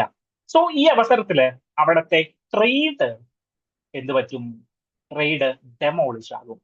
അതുകൊണ്ടാണ് ഈ ബസാരീസ് ഇറങ്ങിയിട്ട് അവിടെ എന്ത് ചെയ്യുന്നത്? ബസാരീസ് ഇറങ്ങിയിട്ട് നമ്മളുടെ സമരങ്ങൾ കാഴ്ചവെക്കുന്നത്. സോ നാടുനീളെയുള്ള സമരങ്ങളിൽ ആരൊക്കെ അണിചേരുന്നുണ്ട്? അൺഎംപ്ലോയിഡ് ആയിട്ടുള്ള യൂത്തുകൾ, കാരണം പണിയില്ലാണ്ട് വെറുതെ ഇരിക്കുന്ന ആളുകളാണ്, അവര് വന്നു. പ്രൈവറ്റ് എംപ്ലോയീസ്, ഗവൺമെന്റിൽ ഓപ്പീഡ് ആയിട്ടുള്ള എംപ്ലോയീസ്, ആന്റി ഗവൺമെന്റ് മൂവ്മെന്റ്സിന് വേണ്ടി കാത്തു നിൽക്കുന്നവര്, വുമൺസ്, ഇങ്ങനെ എല്ലാവരും പാർട്ടിസിപ്പേറ്റ് ചെയ്യുന്ന ഒരു ജനകീയ പ്രക്ഷോഭമായിട്ട് ഇറാനിൽ മാറിക്കൊണ്ടിരിക്കുകയാണ്. ഓക്കെ, സോ ഇതിനു മുൻപേ നിങ്ങൾ നോക്കിക്കഴിഞ്ഞാൽ 2029 ഇതുപോലെയുള്ള 1979 എന്താണ് ഇസ്ലാമിക് തിരിച്ചു വരവിന് ശേഷം പലപ്പോഴായിട്ട് ഇങ്ങനെയുള്ള സമരങ്ങൾ എവിടെ നടന്നിട്ടുണ്ട്? നമ്മളുടെ ഇറാനിൽ നടക്കുന്നുണ്ട്. സോ ഇദ്ദേഹം പറയാനായിട്ട് ആഗ്രഹിക്കുന്ന ഒരു കാര്യം എന്താണെന്ന് വെച്ച് കഴിഞ്ഞാല്, Iran's unrest is not a passing law and order issue. അതായത് ഒരു ലോ ആൻഡ് ഓർഡർ ഇഷ്യൂ മാത്രമല്ല ഇറാനിലെ അൺറെസ്റ്റ് എന്ന് പറയുന്നത്. It is A symptom of deep economic, demographic and political decay. ഇതിന് എക്കോണമിക് ആയിട്ടുള്ള കാരണങ്ങളുണ്ട്, ഡെമോഗ്രഫിക് ആയിട്ടുള്ള കാരണങ്ങളുണ്ട്, പൊളിറ്റിക്കൽ ആയിട്ടുള്ള കാരണങ്ങളുണ്ട്. ഈ 3 ആസ്പെക്റ്റുകളാണ് ഇവിടെ സെറ്റ് ചെയ്യുന്നത്. ഓക്കെ, സോ ഈ 3 ആസ്പെക്റ്റുകളാണ് ഇവിടെ കറന്റ് ഇദ്ദേഹം സെറ്റ് ചെയ്യുന്നത്. സോ മേജർലി ഒരു പ്രോബ്ലം വന്നു കഴിഞ്ഞാൽ ഇറാൻ ഗവൺമെന്റിന്റെ ഒരു 4 സ്റ്റേജ് സ്ട്രാറ്റജി ഉണ്ട് എന്നാണ് ഇദ്ദേഹം പറയുന്നത്. 4 സ്റ്റേജിൽ ഇദ്ദേഹം ഇറാൻ ഗവൺമെന്റ് ഒരു സ്ട്രാറ്റജി ബിൽഡ് ചെയ്യും. ആദ്യം ഫോഴ്സിനെ യൂസ് ചെയ്യും. ബസാരീസ് സമരം ചെയ്യുമ്പോൾ ഫോഴ്സിനെ യൂസ് ചെയ്തുകൊണ്ട് സെക്യൂരിറ്റി ആക്ഷനും കർഫ്യൂസും അറസ്റ്റും അങ്ങനെ എല്ലാ കാര്യങ്ങളും ചെയ്യും. രണ്ടാമത്തേത് എന്ന് പറഞ്ഞു കഴിഞ്ഞാല് ഇതിന്റെ ലീഡേഴ്സിനെ പിടിക്കും. എന്നിട്ട് ഇവരെ നമ്മളുടെ ഭാഗത്തേക്ക് കൂട്ടാനായിട്ടുള്ള ശ്രമങ്ങൾ നടത്തും. ഓക്കെ, ദെൻ സിറിയ എന്തൊക്കെ ക്രിയേറ്റ് ചെയ്യും? ചെറിയ ചില എക്സംഷൻസുകളൊക്കെ ക്രിയേറ്റ് ചെയ്യും. ഫോർ എക്സാമ്പിൾ, ബസാരീസ് സമരം നടത്തിയപ്പോ $10, അതായത് ഇന്ത്യയിലെ $10 എന്ന് പറയുമ്പോൾ എത്രയാണ്? 900 രൂപ, 1000 രൂപയുടെ അടുത്ത് എന്ത് ചെയ്യും? ഒരു മന്തില് ഒരു വീട്ടിലേക്ക് കൊടുക്കാം എന്നൊരു തീരുമാനത്തിലേക്കൊക്കെ ആരെത്തി? നമ്മളുടെ സർക്കാരുകൾ അവിടെ എത്തി. സോ ഇങ്ങനെയുള്ള സിമ്പതീസും അല്ലെങ്കിൽ പ്രോമിസസുകളും റീഫോമുകളും ചെറിയ ചെറിയുള്ള രീതിയിലുള്ള കാര്യങ്ങളും ചെയ്യും. Then attrition and confusions create ചെയ്യും. ഓക്കെ, സോ അതിൽ എന്ത് ചെയ്യും? ഗവൺമെന്റിനെ നോക്കൂ, ഗവൺമെന്റിനെ സപ്പോർട്ട് ചെയ്യുന്ന ഒരുപാട് ആളുകൾ ഉണ്ട് എന്ന് പറഞ്ഞിട്ട് ഗവൺമെന്റ് തന്നെ റാലീസ് സ്പോൺസർ ചെയ്യും. ദെൻ 4th സ്റ്റേജിൽ ഇവരെന്ത് ചെയ്യും? 4th സ്റ്റേജിൽ ഇവര് ഗവൺമെന്റിന് വേണ്ടി പ്രവർത്തിക്കാത്തവരെ എക്സിക്യൂട്ട് ചെയ്ത് കളയും. ഓക്കെ, അങ്ങനെയാണ് 2019 സിസ്റ്റം നോക്കിക്കഴിഞ്ഞാലും 2022 സിസ്റ്റം നോക്കിക്കഴിഞ്ഞാലും 2025 നോക്കിക്കഴിഞ്ഞാലും ഈ പ്രോബ്ലം അല്ലെങ്കിൽ ഈ ഒരു ഫേസ് നമുക്ക് കാണാം എന്നാണ് ഇദ്ദേഹം പറയുന്നത്. ഞാൻ ആദ്യമായിട്ടാണ് ഇങ്ങനെ ഒരു 4 സ്റ്റേജിൽ അവരുടെ സിസ്റ്റത്തെ അനലൈസ് ചെയ്ത് കാണുന്നത്. ഓക്കെ, സോ അങ്ങനെ ഒരു 4 സിസ്റ്റത്തിലൂടെയാണ് ഇറാൻ ഗവൺമെന്റ് പ്രവർത്തിക്കുന്നത് എന്നാണ് ഇദ്ദേഹം പറയുന്നത്. സോ കറന്റ്ലി ഉള്ള പ്രോബ്ലം എന്താണ്? കറന്റ്ലി എന്ന് പറഞ്ഞു കഴിഞ്ഞാൽ നമ്മുടെ എക്കോണമിക് പ്രോബ്ലം ആണ്. ഈ എക്കോണമിക് പ്രോബ്ലം എങ്ങനെ വന്നു? ഓക്കെ, എക്കോണമിക് ക്രൈസിസിന് എന്താണ് കാരണം? ഒന്ന്, എക്കോണമിക് നെറ്റ് കണക്ഷൻ പോയി എന്നുള്ളത് ഞാൻ അറിയുന്നേ, റിയലി സോറി. സോ പറഞ്ഞു നിർത്തിയത് എക്കണോമിക്സ് പ്രോബ്ലംസ് ഇവിടെ എങ്ങനെ വന്നു, ഈ 42,000 റിയാൽ $1 കൊടുക്കേണ്ട അവസ്ഥ അവിടെ എങ്ങനെ വന്നു, പർട്ടിക്കുലർലി സ്ട്രക്ചറൽ പ്രോബ്ലംസ് ഇറാനിയൻ ഗവൺമെന്റിലുള്ള അല്ലെങ്കിൽ ഇറാനിയൻ സ്റ്റേറ്റിന്റെ സ്ട്രക്ചറൽ പ്രോബ്ലംസ് ഇവിടെ കൃത്യമായിട്ട് നിങ്ങൾക്ക് കാണാനായിട്ട് സാധിക്കും. ഒന്ന്, ഇവിടുത്തെ huge investment in nuclear missile programmes ആണ്. കഴിഞ്ഞ ജൂൺ ജൂലൈ മാസങ്ങളിൽ അമേരിക്ക കയറി അറ്റാക്ക് ചെയ്തിട്ടുണ്ടായിരുന്നു. എന്താണ്? അവര് മിസൈൽസ് ഓപ്പറേഷൻ ന്യൂക്ലിയർ പ്രോഗ്രാംസ് നടത്തുന്നതുമായി ബന്ധപ്പെട്ടിട്ട് അമേരിക്ക നേരിട്ട് കയറിയിട്ട്, അമേരിക്ക അല്ല, ഇസ്രായേല്, ക്ഷമിക്കണം, അമേരിക്ക എന്ന് പറഞ്ഞു കഴിഞ്ഞാൽ വലിയ തെറ്റില്ല, ഇസ്രായേല് കയറി അറ്റാക്ക് ചെയ്തിട്ടുണ്ടായിരുന്നു. നെതന്യാഹു പറഞ്ഞു ഇനി നമ്മൾ അറ്റാക്ക് ചെയ്തില്ലെങ്കിൽ നമ്മളുടെ നാശമാണെന്ന് പറഞ്ഞിട്ടൊക്കെയാണ് അറ്റാക്ക് ആരംഭിച്ചത്. എന്നാൽ വലിയൊരു ഹ്യൂജ് ക്രൈസിസിലേക്ക് അത് പോയില്ല. സോ ന്യൂക്ലിയർ മിസൈൽസ് പ്രോഗ്രാംസിലേക്ക്, പ്രോക്സി വാറുകളിലേക്കുള്ള ഇവരുടെ ഹ്യൂജ് ഫണ്ടിങ് ആണ്. സോ ഡെവലപ്മെന്റിന് വേണ്ടിയിട്ട് ഫണ്ട് ഒഴുക്കാൻ ഇവരുടെ കയ്യിൽ ഇല്ലാതായി പോയി. ഇങ്ങനെയുള്ള കാര്യങ്ങൾ ചെയ്തു കഴിയുമ്പോൾ വെസ്റ്റേൺ സാങ്ഷൻസുകൾ അടിച്ചു തരും. അമേരിക്ക അടക്കമുള്ളവർ ഹ്യൂജ് സാങ്ഷൻസ് അടിച്ചു തരും. അതിന്റെ ഭാഗമായിട്ട് ഇൻഫ്ലേഷൻസും യൂത്ത് അൺഎംപ്ലോയ്മെന്റും പോവർട്ടിയും എല്ലാം വരും. ഓക്കെ, രണ്ടാമത്തെ കാര്യം എന്ന് പറയുന്നത് ഇവിടെ ഉള്ളൊരു ഡെമോഗ്രഫിയാണ്. ഓക്കെ, ഇവിടെയുള്ള മൂന്നിൽ രണ്ട് ഭാഗവും, വിച്ച് മീൻസ് എത്ര ശതമാനമാണ് മൂന്നിൽ രണ്ട് ഭാഗം എന്ന് പറഞ്ഞാൽ 66% ആളുകളും എന്താണ് 1979 ശേഷം ജനിച്ചവരാണ്. ഓക്കെ, സോ അവരെന്ത് ചെയ്യും? അവര് മറ്റുള്ള ഗൾഫ് കൺട്രീസുമായിട്ട്, അതായത് സൗദി അറേബ്യ ആയിട്ടും വെസ്റ്റ് ഏഷ്യയുമായിട്ടും ഒക്കെ ഡീപ്ലി കമ്പയറിങ് നടത്തും. സോ ഇവർക്ക് റിസോഴ്സസുകൾ ഉണ്ട്, പക്ഷേ ഇവരെല്ലാം എന്താണ് ഹ്യൂജ് കൺട്രീസ് ആയിട്ട്, അതായത് പ്രോസ്പെറസ് കൺട്രീസ് ആയിട്ട് മാറുന്നു. നമുക്ക് റിസോഴ്സസുകൾ ഉണ്ട്, നമ്മളുടെ ഇവിടെയും ഇസ്ലാംസ് തന്നെയാണ്, എന്നാൽ നമ്മൾ റിസോഴ്സസ് ഫുൾ അല്ല, നമ്മൾ പ്രോസ്പെറസ് അല്ല എന്നുള്ളൊരു കമ്പാരിസണിലേക്ക് ഇവരെ ചെല്ലുകയും അത് ഒരു അജിറ്റേഷനിലേക്ക്, ഒരു ഡിസ്കണ്ടന്റിലേക്കും ദെൻ അജിറ്റേഷനിലേക്കും നീളുന്നു എന്നാണ് ഇദ്ദേഹം പറയുന്നത്. ദെൻ സ്റ്റേറ്റ് റിലേറ്റഡ് ആയിട്ട് എന്താണ് പൊളിറ്റിക്സ് റിലേറ്റഡ് ആയിട്ടുള്ള അൺസർട്ടനിറ്റീസും ഇസ്ലാമിക് റൂൾസിന്റെ, എക്സ്ട്രീമിസ്റ്റ് റൂൾസിന്റെ പ്രവർത്തനങ്ങളും. സോ അവിടെ നോക്കിക്കഴിഞ്ഞാൽ ഷിയ റൂളാണ് മെജോറിറ്റി ഭരിച്ചുകൊണ്ടിരിക്കുന്നത്. ഇന്ത്യയിൽ എത്രയാണ് 2.5 മില്യൺ ഷിയാസ് ഉണ്ട് എന്നാണ് കണക്ക്. എന്റെ ഓർമ്മ ശരിയാണോ എന്നറിയില്ല, ഇതിൽ ഞാൻ എന്റെ ഓർമ്മയിൽ എടുത്ത് പറയുന്നത്. അങ്ങനെയുള്ള റൂളിങ്സ് ഒക്കെയാണ് അവിടെ നടക്കുന്നത്. സോ അതും ഇതിന് ഇങ്ങനെയുള്ള ക്രൈസിസുകൾ ക്രിയേറ്റ് ചെയ്യാനായിട്ട് കാരണമാകുന്നുണ്ട്. ഓക്കെ, സോ ഇറാനിൽ എന്ത് നടക്കുന്നു എന്ന് ഡീറ്റെയിൽ ആയിട്ടൊന്ന് മനസ്സിലാക്കിയിരിക്കുക. സെക്കൻഡ്, നെക്സ്റ്റ് എഡിറ്റോറിയലിലേക്ക് പോകുമ്പോൾ, ഓപ്പൺ എഡിറ്റോറിയലിലേക്ക് വരുമ്പോൾ, India must focus on AI and it's environmental impact. Artificial intelligence എന്താണ് എൻവിറോൺമെന്റൽ പ്രോബ്ലംസ് ക്രിയേറ്റ് ചെയ്യുന്നുണ്ടോ? തീർച്ചയായിട്ടും ഉണ്ട്. എങ്ങനെയാണ് artificial intelligence environmental problems create ചെയ്യുന്നത്? ഡയറക്ട്ലി എന്തൊക്കെ കാരണങ്ങളിലേക്ക് അവര് എൻവിറോൺമെന്റൽ പ്രോബ്ലംസ് ക്രിയേറ്റ് ചെയ്യുന്നുണ്ട്? ഒന്ന്, കാർബൺ ഫുട് പ്രിന്റ് ആണ്. രണ്ട്, എനർജി എമിഷൻസ് ആണ്, അല്ലെങ്കിൽ എനർജി യൂട്ടിലൈസ് ചെയ്യുന്നതും എമിഷൻസും. മൂന്നാമത്തെ കാര്യം എന്ന് പറയുന്നത് water consumption. So artificial intelligence, നമ്മൾ ChatGPT യൂസ് ചെയ്യുമ്പോൾ കാർബൺ എമിറ്റ് ചെയ്യുന്നുണ്ടോ, അല്ലെങ്കിൽ കാർബൺ എമിഷൻ അല്ലെങ്കിൽ കാർബൺ ഫുട് പ്രിന്റ് നടത്തുന്നുണ്ടോ? തീർച്ചയായിട്ടും ഉണ്ട്. അതെങ്ങനെയാണ് കാർബൺ ഫുട് പ്രിന്റ് നടത്തുന്നത്? അതായത് നമ്മൾ ഈ ലാർജ് ലാംഗ്വേജ് മോഡലുകളെ സ്റ്റോർ ചെയ്ത് വെച്ചിരിക്കുന്ന സെർവറുകൾ ഉണ്ടല്ലോ, ഇതെല്ലാം എവിടെന്നാ വരുന്നത്? ഇതെല്ലാം ഭൂമിയിലെ ഓരോ റെയർ എർത്ത് എലമെന്റുകളായിരിക്കും. ദെൻ സ്റ്റോറേജിന് വേണ്ടിയിട്ട് ഇലക്ട്രിസിറ്റി യൂസ് ചെയ്യേണ്ടേ, അല്ലെങ്കിൽ സ്റ്റോറേജ് പ്രോസസ്സ് ചെയ്യാനായിട്ട് ഇലക്ട്രിസിറ്റി യൂസ് ചെയ്യണം. ഓക്കെ, സോ ഈ ഇലക്ട്രിസിറ്റി എവിടെ നിന്ന് വരും? ദെൻ ഇത് ഇങ്ങനെയുള്ള ലാർജ് മെഷീൻസ് എല്ലാം കൂൾ ചെയ്യാനായിട്ട്, ലാർജ് സർവേഴ്സുകൾ കൂൾ ചെയ്യാനായിട്ട് ഹ്യൂജ് ക്വാണ്ടിറ്റീസ് ഓഫ് വാട്ടർ ആവശ്യമാണ്. നമ്മളിത് മുന്നേ ഒരു സ്ഥലത്ത് പറഞ്ഞിട്ടുണ്ട്, 2 സ്ഥലങ്ങളിൽ പറഞ്ഞിട്ടുണ്ട്. ഒന്ന് നമ്മളുടെ ക്രിപ്റ്റോ കറൻസിയുമായി ബന്ധപ്പെട്ടിട്ടാണ്. സോ ക്രിപ്റ്റോ മൈനിങ് സംഭവിക്കുമ്പോൾ, സോ ഇതുപോലെയുള്ള ലാർജ് കമ്പ്യൂട്ടറുകൾ വെച്ചിട്ട് ക്രിപ്റ്റോയെ മൈൻ ചെയ്തെടുക്കുന്ന പ്രോസസ്സാണ്. അതായത് നമ്മളുടെ ക്രിപ്റ്റോയുടെ ബ്ലോക്ക് ചെയിൻ ടെക്നോളജി പ്രകാരമുള്ള എന്താണ് ഡിസ്ട്രിബ്യൂട്ടഡ് ലെഡ്ജർ മെക്കാനിസം DLM. ഈ സാധനം എന്ത് ചെയ്യും? ഓരോരുത്തരും മൈൻ ചെയ്തെടുക്കണം. Okay, huge arithmetic calculations use ചെയ്തുകൊണ്ട് ഇതിനെ മൈൻ ചെയ്തെടുക്കണം. ഓരോ ക്രിപ്റ്റോ കറൻസിക്കും ഇങ്ങനെ ഡിസ്ട്രിബ്യൂട്ടഡ് ലെഡ്ജർ മെക്കാനിസത്തിന് കൊടുക്കുന്ന റിവാർഡ്സ് ആണ് ഈ ക്രിപ്റ്റോ കറൻസീസ്. അത് മൈൻ ചെയ്തെടുക്കാനായിട്ട് large computers, large electricities, large water resources ആവശ്യമാണ്. അതേപോലെ തന്നെ നമ്മളുടെ ലാർജ് ലാംഗ്വേജ് മോഡലുകൾ, അതായത് ആർട്ടിഫിഷ്യൽ ഇന്റലിജൻസ് ഒക്കെ യൂസ് ചെയ്യുന്നതിന് വേണ്ടിയിട്ടും ഇതേപോലെയുള്ള സർവറുകളും ഇതേപോലെയുള്ള എനർജി കൺസപ്ഷൻസും ആവശ്യമാണ്. രണ്ട് സിനോറിയകൾ. ഒന്ന്, നമ്മളുടെ ChatGPT സ്ഥാപകനായിട്ടുള്ള സാം ഓൾട്ട്മാൻ, അദ്ദേഹത്തിന്റെ ട്വിറ്ററിൽ കുറിച്ചൊരു വാക്കാണ്. അതായത് നമ്മൾ ChatGPT താങ്ക് യു എന്ന് പറയുമ്പോൾ,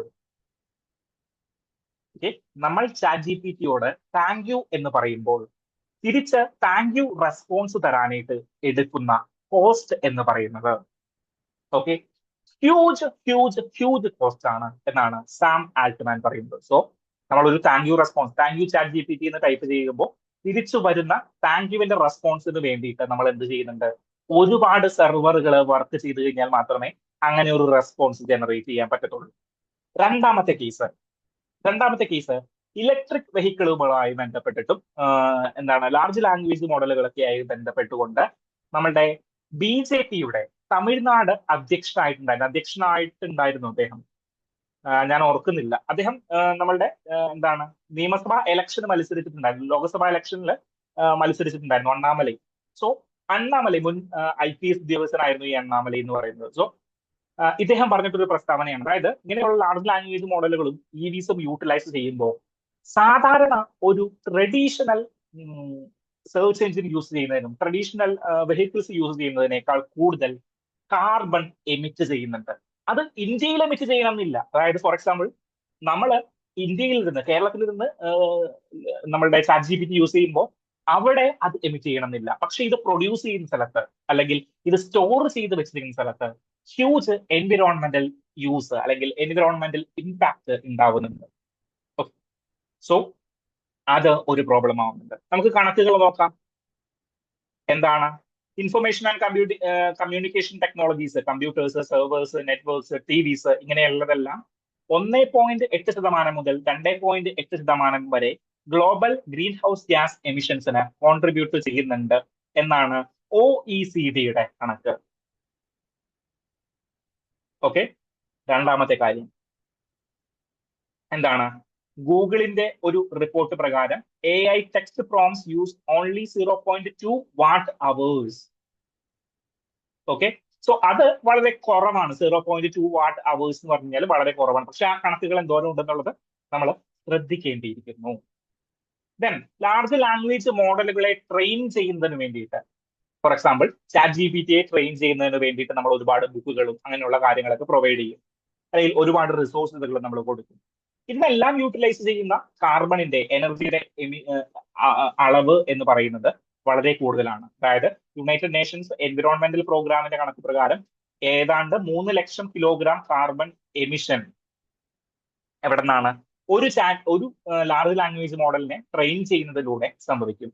ഓക്കെ, അപ്പൊ നിങ്ങൾക്കൊരു സംശയം തോന്നും, ആകെ കുറച്ച് ലാർജ് ലാംഗ്വേജ് മോഡലുകളല്ലേ ഉള്ളൂ? അല്ല, നമുക്കറിയാവുന്ന കുറച്ച് ലാർജ് ലാംഗ്വേജ് മോഡലുകളെ ഉള്ളൂ. ChatGPT, ഗ്രോക്ക്, ഗാമ, ഇങ്ങനെ ഒരുപാട് ലാർജ് ലാംഗ്വേജ് മോഡലുകൾ ഉണ്ട്. പക്ഷേ ഇപ്പൊ നിങ്ങൾ ശ്രദ്ധിച്ചിട്ടുണ്ടാവും, സൊമാറ്റോയില് നിങ്ങൾ നിങ്ങളുടെ പരാതികൾക്ക് റിപ്ലൈ തരുന്നത് ആരാണ്? വേണമെങ്കിൽ ഒരു ChatGPT ആകാം, അല്ലെങ്കിൽ ഒരു ലാർജ് ലാംഗ്വേജ് മോഡൽ ആകാം, ഒരു AI ബോട്ട് ആകാം. ഓക്കെ, ദെൻ ആമസോണിന് വേണ്ടിയിട്ട്. അപ്പൊ ഓരോന്നിനും separate large language models create ചെയ്യപ്പെടും, ഓരോന്നിനും സെപ്പറേറ്റ് ആർട്ടിഫിഷ്യൽ ഇന്റലിജൻസ് ക്രിയേറ്റ് ചെയ്യപ്പെടും. ഇതിന് ഓരോന്നിനെയും സെപ്പറേറ്റ് ട്രെയിൻ ചെയ്യേണ്ടി വരും, ഇതിന് ഓരോന്നിനും സെപ്പറേറ്റ് എനർജി കൺസപ്ഷൻ വരും. ഇതെല്ലാം കൂടാം. ഓക്കെ, സോ നെക്സ്റ്റ് ഒരു 10 വർഷത്തിൽ ഇത് ഒരു ഡബിൾ ആൻഡ് ട്രിപ്പിൾ ഇരട്ടിയിൽ വർദ്ധിക്കാം. സോ അത്രയും എനർജി കൺസപ്ഷനും അത്രയും കാർബൺ എമിഷനും കൂടാനായിട്ടുള്ള സാധ്യതയുണ്ട്. വാട്ടർ കൺസപ്ഷനും ഇതിൽ പ്രധാനമായിട്ടുള്ള ഒരു കാര്യമാണ്. ഒന്ന്, ഡയറക്റ്റ് വാട്ടർ കൺസപ്ഷൻ ഉണ്ട്. അതായത് ഇങ്ങനെയുള്ള ലാർജ് സെർവേഴ്സുകളൊക്കെ കൂൾ ചെയ്യുന്നതിന് വേണ്ടിയിട്ട് ഒരുപാട് വാട്ടർ ആവശ്യമാണ്. സെക്കൻഡ്, ഇലക്ട്രിസിറ്റി പ്രൊഡ്യൂസ് ചെയ്യുന്നതുമായി ബന്ധപ്പെട്ടിട്ട് സെക്കൻഡറി ലെവൽ വാട്ടർ കൺസപ്ഷനും ആവശ്യമാണ്. സോ ഇങ്ങനെയുള്ള കാര്യങ്ങളെല്ലാം വാട്ടറും ഒരുപാട് യൂസ് ചെയ്യുന്നുണ്ട്.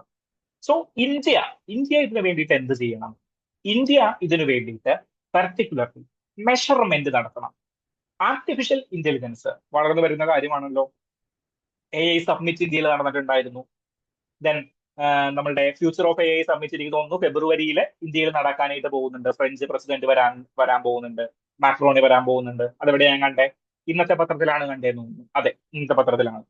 ദെൻ എന്താണ്? സോ ഇങ്ങനെയുള്ള സന്ദർഭങ്ങളിൽ നമ്മൾ എന്ത് ചെയ്യണം? എൻവിറോൺമെന്റൽ ഇമ്പാക്ട് അസസ്മെന്റ് കൃത്യമായിട്ട് നടത്തണം. സോ ലാർജ് ലാംഗ്വേജ് മോഡലുകൾ നമ്മുടെ എൻവിറോൺമെന്റലിൽ ഉണ്ടാക്കുന്ന ഇമ്പാക്ട് എത്രയാണെന്ന് നമ്മൾ കൃത്യമായിട്ട് അസസ് ചെയ്യണം. അതിന് ഒരു മെഷർമെന്റ് സ്റ്റാൻഡേർഡ് ഡെവലപ്പ് ചെയ്യണം. സിസ്റ്റമാറ്റിക് ആയിട്ട് ഡാറ്റ കളക്ട് ചെയ്യണം. So measurement is the first thing we can do എന്നുള്ളതാണ് ഈ ഒരു ചെറിയ ആർട്ടിക്കിളിൽ ഇദ്ദേഹം പറയുന്നത്.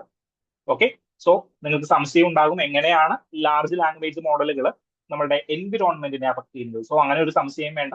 അത് കൃത്യമായിട്ട് അഫക്ട് ചെയ്യുന്നുണ്ട്. നമ്മളുടെ കാർബൺ ഫുട് പ്രിന്റിനെ ഇൻക്രീസ് ചെയ്യിക്കുന്നുണ്ട്. സോ കുറച്ച് യൂസ് ചെയ്യുക. നിങ്ങൾ എൻവിറോൺമെന്റൽ സസ്റ്റൈനബിലിറ്റിക്ക് വേണ്ടിയിട്ട് നിലകൊള്ളുന്നവരാണെങ്കിൽ. ഇനിയുള്ള മുന്നോട്ടുള്ള കാലഘട്ടങ്ങളിൽ എന്താണ്, ലാർജ് ലാംഗ്വേജ് മോഡലുകൾ ഇല്ലാണ്ട് നമ്മളുടെ ChatGPT പോലെയുള്ള ഉപകരണങ്ങൾ ഇല്ലാണ്ട് മുന്നോട്ട് പോകാനായിട്ട് പറ്റില്ല. പക്ഷേ ഇതിനെ സസ്റ്റൈനബിൾ ആയിട്ട് യൂസ് ചെയ്യണം. ഇതിനെയും സസ്റ്റൈനബിൾ ആയിട്ട് നമ്മൾ യൂട്ടിലൈസ് ചെയ്ത് കഴിഞ്ഞാൽ മാത്രമേ എന്ത് ചെയ്യത്തുള്ളൂ, നമുക്ക് മുന്നോട്ട് പോകാനായിട്ട് സാധിക്കുകയുള്ളൂ. നമുക്ക് ക്വസ്റ്റ്യനിലേക്ക് പോകാം. ക്വസ്റ്റ്യന്റെ ആൻസർ എന്തായിരുന്നു? ക്വസ്റ്റ്യൻ എന്ന് പറഞ്ഞു കഴിഞ്ഞാൽ കമ്മ്യൂണിറ്റി റിസർവുകളെ കുറിച്ചിട്ടാണ്. എനിക്ക് ഒന്നും ഈ വിഷയത്തെ കുറിച്ച് അറിഞ്ഞുകൂടെങ്കിലും കമ്മ്യൂണിറ്റി റിസർവ് ആരുടെ അണ്ടറിൽ വരില്ല? ഒന്നാമത്തെ സ്റ്റേറ്റ്മെന്റ് നിങ്ങളൊന്ന് വായിച്ചു നോക്കിയേ. Chief wildlife warden of the state becomes the governing authority of such forest. So chief wildlife warden reserve എന്ന് പേരിട്ടാ പോരെ? അദ്ദേഹത്തിന്റെ അതോറിറ്റിയിലാണ് വരുന്നതെങ്കിൽ അല്ല. ഇതിന് വിളിച്ചിരിക്കുന്ന പേരൊന്ന് നോക്കിയേ, കമ്മ്യൂണിറ്റി റിസർവ് എന്നുള്ളതാണ്. ഓക്കെ, സോ കമ്മ്യൂണിറ്റി റിസർവ് എന്നുള്ളതാണ് ഇതിന് വിളിച്ചിരിക്കുന്ന പേര്. സോ ഒരു കമ്മ്യൂണിറ്റി ആയിരിക്കണം അതിന്റെ അതോറിറ്റി ഹോൾഡ് ചെയ്യേണ്ടത്. സോ ഫസ്റ്റ് സ്റ്റേറ്റ്മെന്റ് തെറ്റാണ് എന്നെന്റെ മനസ്സ് ഇൻറ്റ്യൂഷൻ വഴി പറഞ്ഞു തന്നു. Second statement, hunting is not allowed in such area. ആ ഏരിയയിൽ ഹണ്ടിങ് അലോ ചെയ്തിട്ടില്ല. ശരിയാകാം, ശരിയാകാതിരിക്കാം. കമ്മ്യൂണിറ്റി റിസർവ് എന്ന് പറയുമ്പോൾ കമ്മ്യൂണിറ്റി പ്രൊഡക്ട്സുകൾ അല്ലെങ്കിൽ എന്തെങ്കിലും പ്രൊഡക്റ്റുകളൊക്കെ എടുക്കാനായിട്ടുള്ള സാധ്യതയില്ലേ? ഉണ്ട്. പക്ഷെ ഹണ്ടിങ് ഉണ്ടോ എന്ന് എനിക്ക് ചെറിയൊരു സംശയമുണ്ട്. തേർഡ് സ്റ്റേറ്റ്മെന്റിലേക്ക് നോക്കൂ. People of such area are allowed to collect non timber forest produce. Okay, so non timber forest producers അത് കളക്ട് ചെയ്യാം. പീപ്പിൾ ഓഫ് സച്ച് ഏരിയ, അവിടുത്തെ ഏരിയയിൽ കളക്ട് ചെയ്യാം എന്നുള്ളതാണ് പറയുന്നത്. സോ ഞാൻ പഠിച്ചിട്ടുള്ളത് വെച്ച് നോക്കിയപ്പോൾ ഫോറസ്റ്റ് റൈറ്റ് ആക്ട് ഒക്കെ പ്രകാരമൊക്കെ ആണെങ്കിൽ വേണമെങ്കിൽ കളക്ട് ചെയ്യാം. സോ വൈൽഡ് ലൈഫ് പ്രൊട്ടക്ഷൻ ആക്ടിന്റെ അണ്ടറിൽ വരുന്ന കമ്മ്യൂണിറ്റി റിസർവിന്റെ അണ്ടറിലും അത് കളക്ട് ചെയ്യാനായിട്ടുള്ള അധികാരം കൊടുത്തിട്ടുണ്ടാകും. ഓക്കെ, സോ തേർഡ് സ്റ്റേറ്റ്മെന്റ് എനിക്ക് കോൺട്രഡിക്ടറി ആയിട്ട് തോന്നിയില്ല. എങ്കിലും ഞാൻ ഉത്തരത്തിലേക്ക് ഒന്നും പോയിട്ടില്ല. കാരണം വൺ ഓൺലി അല്ലെങ്കിൽ വൺ ഓൺലി ഓപ്ഷൻസ് അല്ലെങ്കിൽ one only, two only, three only statement ആണ് ഓപ്ഷൻസ് ആണ് തന്നിരിക്കുന്നത്. So I need to be much care. എനിക്ക് ഏറ്റവും ഉറപ്പുള്ള കാര്യങ്ങളെ എലിമിനേറ്റ് ചെയ്യണം. അല്ലാതെ തന്നെ ഞാൻ റിസർവിൽ വെക്കണം. സോ സെക്കൻഡ് സ്റ്റേറ്റ്മെന്റ് എനിക്ക് അത്ര ഉറപ്പില്ല. ഹണ്ടിങ് അലൗഡ് ആണോ അല്ലയോ എന്നുള്ളത് എനിക്ക് അത്ര ഉറപ്പില്ല. ഞാൻ അങ്ങനെ ഡീറ്റെയിൽ ആയിട്ട് പഠിച്ചിട്ടില്ല. തേർഡ് സ്റ്റേറ്റ്മെന്റ് എന്താണ്, ടിംബർ മുറിക്കാൻ നോൺ ടിംബർ ആയിട്ടുള്ള ഫോറസ്റ്റ് പ്രൊഡ്യൂസുകൾ കളക്ട് ചെയ്യുമോ? അതൊരു നല്ല സ്റ്റേറ്റ്മെന്റ് ആയിട്ട് തോന്നി. പക്ഷെ ഞാൻ അതും റിസർവിൽ വെച്ചു, കാരണം എനിക്ക് ഉറപ്പില്ല. ദെൻ ഫോർത്ത് സ്റ്റേറ്റ്മെന്റിലേക്ക് പോയി. People of such area are allowed traditional agricultural practices. ആ ഏരിയയിലുള്ളവർക്ക് ട്രഡീഷണൽ അഗ്രികൾച്ചറൽ പ്രാക്ടീസസ് അലൗ ചെയ്തു എന്നാണ് പറയുന്നത്. അത് എപ്പോഴെങ്കിലും നടക്കും. ട്രഡീഷണൽ അഗ്രികൾച്ചറൽ പ്രാക്ടീസ് എന്ന് പറയുമ്പോൾ ജം കൾട്ടിവേഷൻ അല്ലെങ്കിൽ ഷിഫ്റ്റിംഗ് കൾട്ടിവേഷൻ, ഇതെല്ലാമാണ് എന്ത്, ട്രഡീഷണൽ അഗ്രികൾച്ചറൽ പ്രാക്ടീസസ് അല്ലേ? സോ എനിക്ക് മനസ്സിലായി നാലാമത്തെ സ്റ്റേറ്റ്മെന്റും പൊട്ടത്തെറ്റാണ്. കാരണം ട്രഡീഷണൽ അഗ്രികൾച്ചറൽ പ്രാക്ടീസസ് ഫോളോ ചെയ്യാനായിട്ടുള്ള എക്സെപ്ഷൻ അവിടെ കൊടുക്കില്ല. സോ ഫോർത്ത് സ്റ്റേറ്റ്മെന്റും ഫസ്റ്റ് സ്റ്റേറ്റ്മെന്റും തെറ്റാണ്. സോ ഓൾ ഫോർ എന്ന് പറയുന്നതും ഓൾ ത്രീ എന്ന് പറയുന്നതും ശരിയല്ല. ദെൻ ഉത്തരം എയിലും ബിയിലും ഒതുങ്ങി. ഓക്കെ, സോ ഏതോ രണ്ട് സ്റ്റേറ്റ്മെന്റുകൾ ശരിയാണ്, അല്ലെങ്കിൽ ഒരു സ്റ്റേറ്റ്മെന്റ് മാത്രമേ ശരിയായുള്ളൂ. സോ ഞാൻ വീണ്ടും വായിച്ചു നോക്കി. ഒന്നാമത്തെ സ്റ്റേറ്റ്മെന്റ് ഞാൻ എലിമിനേറ്റ് ചെയ്തു, നാലാമത്തെ സ്റ്റേറ്റ്മെന്റ് ഞാൻ എലിമിനേറ്റ് ചെയ്തു. Hunting is not allowed in such area. അതായത് മൃഗങ്ങളെ ഹണ്ട് ചെയ്ത് പിടിക്കുന്നത് അവിടെ നിരോധിതമാണ്. അതിനുള്ള സാധ്യതയുണ്ടോ? തീർച്ചയായിട്ടും സാധ്യതയുണ്ട്. കാരണം വംശനാശം സംഭവിച്ചത്, കമ്മ്യൂണിറ്റി റിസർവുകൾ എന്ന് പറയുന്നത് വൈൽഡ് ലൈഫ് പ്രൊട്ടക്ഷൻ ആക്ടിന്റെ അണ്ടറിൽ വരുന്ന മേജർ ആയിട്ടുള്ള ഒരു ലെജിസ്ലേഷൻ ആണ്. സോ ഹണ്ടിങ് എന്ന് പറയുന്നത് എന്താണ്? വൈൽഡ് ലൈഫ് പ്രൊട്ടക്ഷൻ ആക്ടിന്റെ അണ്ടറിൽ. സോ നിയമം ഏതാണെന്ന് മനസ്സിലാക്കി കഴിഞ്ഞു കഴിഞ്ഞാൽ രണ്ടാമത്തെ സ്റ്റേറ്റ്മെന്റിന് ഉത്തരം ശരിയാണെന്ന് കിട്ടും. ദെൻ മൂന്നാമത്തെ സ്റ്റേറ്റ്മെന്റും ശരിയാണെന്ന് എടുത്തു കഴിഞ്ഞു കഴിഞ്ഞാൽ ഓപ്ഷൻ ബിയിലേക്ക് നിങ്ങൾ പോകും. ഓക്കെ, സോ രണ്ടും മൂന്നും കോൺട്രഡിക്ടറി ആയിട്ട് എന്റെ മനസ്സിൽ ഞാൻ പഠിച്ചിട്ടുള്ള കാര്യങ്ങളുമായിട്ട് കോൺട്രഡിക്ടറി ആയിട്ട് ഒരു കാര്യം പോലും തന്നിട്ടില്ല. ഓക്കെ, ചെറിയൊരു സംശയം പോലും അത് തന്നിട്ടില്ല. സോ രണ്ടും മൂന്നും ഞാൻ എന്ത് ചെയ്തു? ശരിയാണെന്ന് പറഞ്ഞെടുത്തു. സോ ഇതിന്റെ ആൻസർ രണ്ടും മൂന്നും തന്നെയാണ്, ഓപ്ഷൻ ബി ആണ്. Only 2 of the statements are correct എന്നുള്ളതാണ് ഇവിടെയുള്ള കാര്യം. സോ ചീഫ് വൈൽഡ് ലൈഫ് വാർഡൊന്നും അല്ല ഇതിന്റെ അതോറിറ്റി, പകരം കമ്മ്യൂണിറ്റി ആണ് ഇതിന്റെ ഒരു അതോറിറ്റി ആയിട്ട് മാറുന്നത്. ദെൻ ട്രഡീഷണൽ അഗ്രികൾച്ചറൽ പ്രാക്ടീസ് അവിടെ നടത്തുകൂടിയില്ല. സോ ആ കാര്യം കൂടിയിട്ട് നിങ്ങളൊന്ന് മനസ്സിലാക്കി വെച്ചേക്കുക.